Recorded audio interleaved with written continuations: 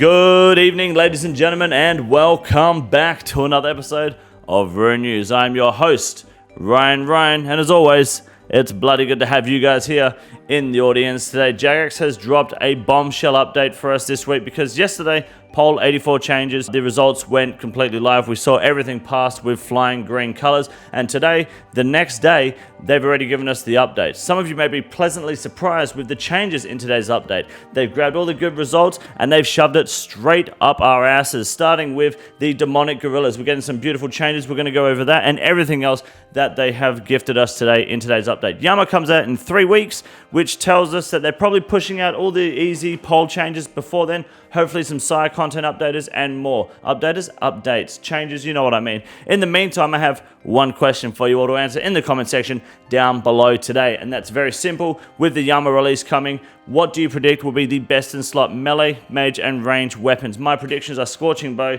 Purging Staff, and of course, the Scythe of Vitor, hence why we predicted hitting very close to the 2 bill max cash stack mark. Let me know which items you think will be the best in slot weapons on maxed accounts, most efficient way. You know, not everyone's going to be able to use them, but which do you think will perform the best of each combat style? Let me know in the comment section down below. Hit the like and subscribe button while you're down there. I'd greatly appreciate the support. You guys are fucking awesome. New stream schedule starts tomorrow, so we're streaming the American nighttime this time. My name is Ryan. You're watching Rune News. This is Rune News, and you're watching Rune News.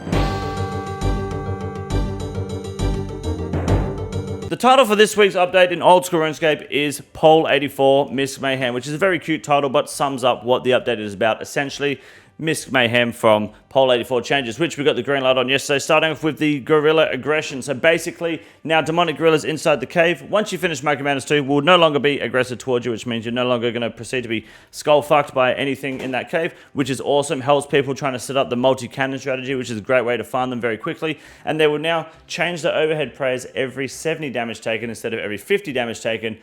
Also, there's apparently a mechanic where they would change attack style after 3 hits in a row, which I wasn't aware of. I guess they're that easy to hit. I never really registered it. So now that's been removed. It's 70 damage to change praise. They're no longer aggressive after the quest. And for some fucking reason, Jagex put this picture of like what the fuck is this and why? I have no clue. The next part of the update is called Mr. Know-It-All. This is where Jagex has now implemented a system that if you log into the game, you will get a fun fact, a hot tip, or maybe just some advice on something that you were doing earlier in your message box down below. You can obviously change the color of this in your settings or turn this fucking garbage off immediately, because what would be the fucking point? The example that they've given us here says, did you know if you were poisoned and access the bank, you can click on the health icon by your minimap and it will automatically use a dose of anti-poison from your bank. Now, I'm going to be completely honest with you guys. I actually had no idea you could fucking do that. That's absolutely news to me. So thank you for that, Jagex. Cunt. I didn't know you could do it outside of the bank. I didn't know you could do it in the bank and have it drink from your bank. So that's actually pretty cool. So some fun trivial tips you guys can collect there, throw together, and have your own little Gillenor game session with your friends and your pals when Project Zenytes comes out. Use this as your little cheat sheet. So awesome stuff there. Bird's Nest changes. Now, basically, you guys know beginner Bird's Nest. When you get the beginner clue, the Bird's Nest disappears. Not anymore, provided you're on a member's world. You now get a free Bird's Nest, which is massive for the economy. Wintertodt Tidy Up. Some people have this problem in the game where basically what happens is they log into RuneScape and their brain is just not functional because apparently it's a hard game. So now when you take warmth damage in Wintertodt, your health bar will no longer appear above your head with your warmth meter, even though all the information will be in the top right corner of your fucking screen anyway.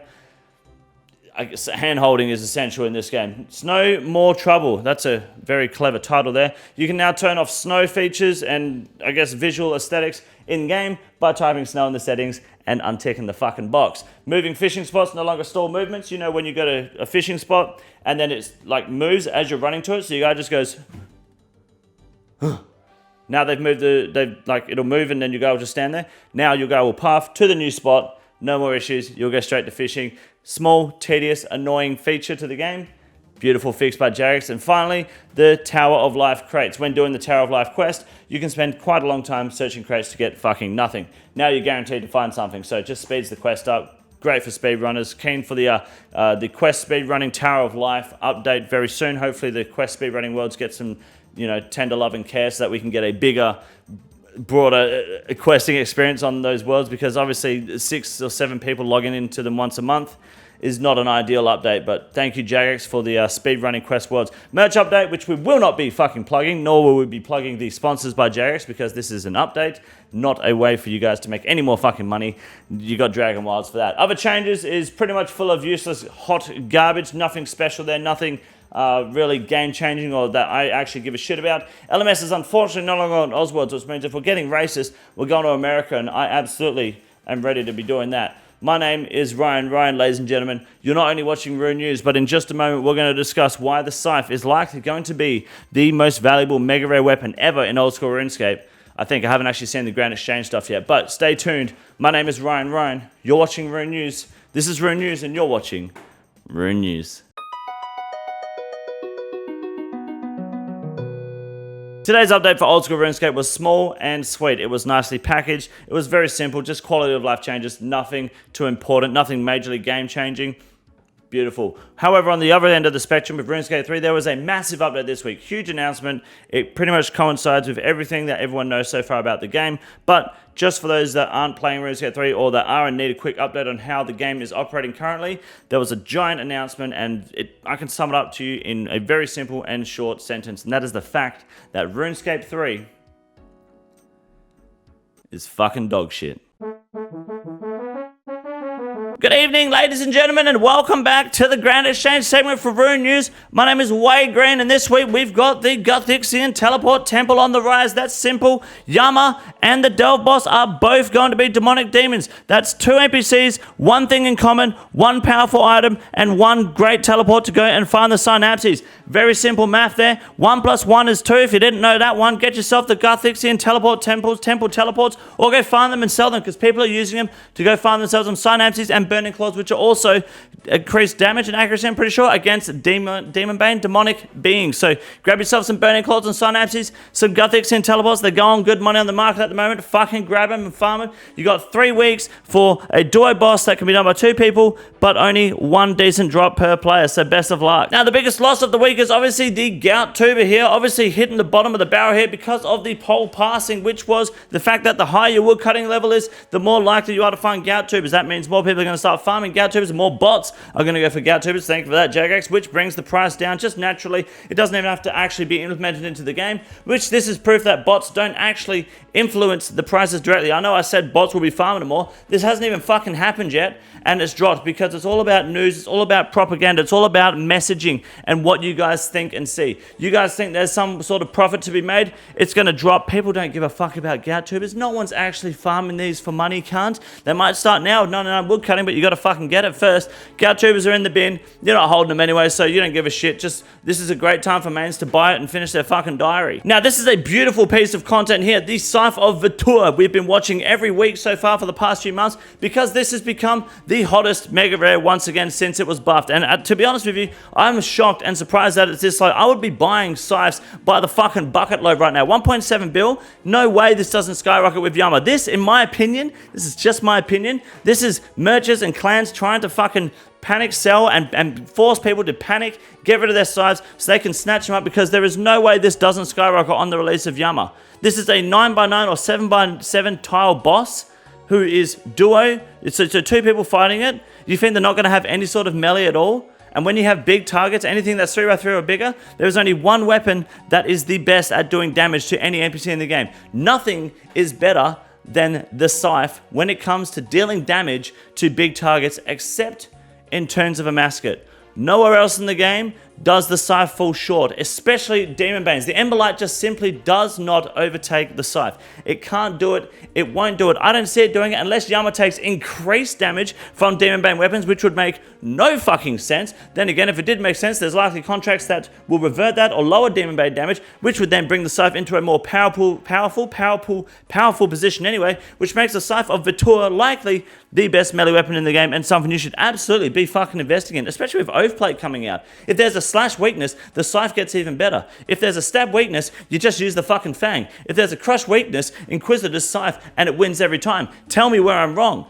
This is just a prediction anyway, just a theory. This is my theory, and that's why I'm investing. And I think if you're not investing in this stuff, you are wasting your fucking time and money. There's no melee weapon that's going to come close to it unless it's the Fang, and they're fucking 11 mil a pop. Who gives a shit about that? So we'll find out in 3 weeks' time. Cypher Vitor, I'm putting the bank on it, and I personally think if you got the spare cash and you want to risk it, you should too. Now, unfortunately, with all the attention being driven to the Cypher, the mole slippers are taking a slight hit, which makes it a great time to invest in mole slippers, considering they will be hitting 30 mil a pair, roughly, I wouldn't say, this time next year, actually, if I remember correctly, yeah, the 23rd of April, 2026, give or take a couple of years, is meant to be when the mole slippers hit 30 mil a pair. So looking to invest in those today to hold on to them, and telling your friends about them will drive the price up further. So if you're sitting there investing in mole slippers, they're not going up in price, it's not happening. If you're not telling your friends and getting them to invest, of course it's not going to happen. That's how fucking Ponzi schemes work. That's how pyramid schemes work. That's how you make fucking money. Are you a fucking idiot? Are you a fucking stupid person? You're not making money because you're not fucking trying hard enough. You're a halfway in and out on the fence sitting little bitch. You want to make money with the mole slippers, you got to tell your friends to buy them so yours go up in value. I've been telling you this for fucking weeks, and you want to come to me and complain that mole slippers aren't making you money? Pfft. Who the fuck do you think you are? Invest in mole slippers today, tell your fucking friends about it, and become a rich cunt tomorrow. And that's always been the quote. My name is Wade Green. Have a good night.